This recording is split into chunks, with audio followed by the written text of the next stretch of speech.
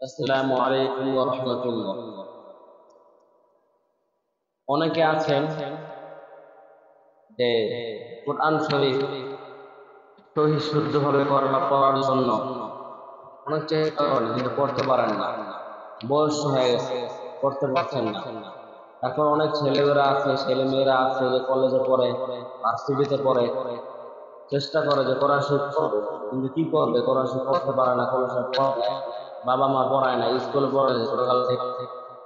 তাদের জন্য আজকে ছোট একটি ভিডিও নিয়ে আসছি যে আমরা কিভাবে সুন্দরভাবে কোরআন তেলাওয়াত সহি শুদ্ধভাবে ইনশাআল্লাহ আশা করি কথাগুলি সব শুনে যাবেন।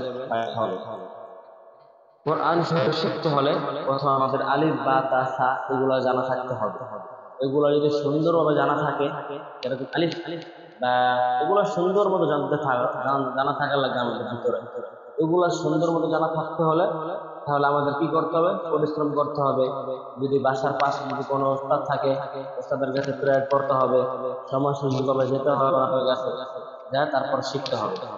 আচ্ছা, আমরা এখন কায়দা শিখে ফেলাইছি, আলিফ শিখছি। এখন আমাদের মূল আরো অনেক কিছু আছে, তো স্বাভাবিক যেটা আপনাদের সহজ হবে শিখতে এটাই বলে দিব। যেরকম আছে মাখরাজ।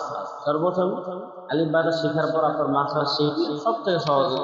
কারণ মাখরাজ এমন একটা জিনিস, মাখরাজ হরফ উচ্চারণের স্থানকে মাখরাজ বলে।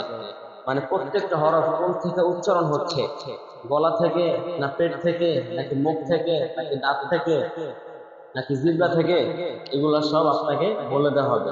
আর এগুলো বলে দেওয়া হলেই আপনি বুঝতে পারবেন যে আসলেই কোরআন শরীফ কত সহজ শেখার জন্য। তো ইনশাআল্লাহ সবাই এই কাজগুলো করবেন। বাসার পাশে যদি কোনো উস্তাদ দেখেন তাহলে জিজ্ঞাসা করবেন যে মাখরাজ কাকে বলে, মাখরাজ জিনিসটা কি, শুনেছি, জিজ্ঞাসা করলে ইনশাআল্লাহ আশা করি উনি বলে দিবেন। সবাই ভালো থাকবেন। ইনশাআল্লাহ সামনে আমার ভিডিও নিয়ে আসবো, আপনাদেরকে কিভাবে কোরআন শরীফ শিখানো যায় এই চেষ্টা আমি করবো ইনশাআল্লাহ। সবাই আমার জন্য দোয়া করবেন। আসসালামু আলাইকুম ওয়া রাহমাতুল্লাহ।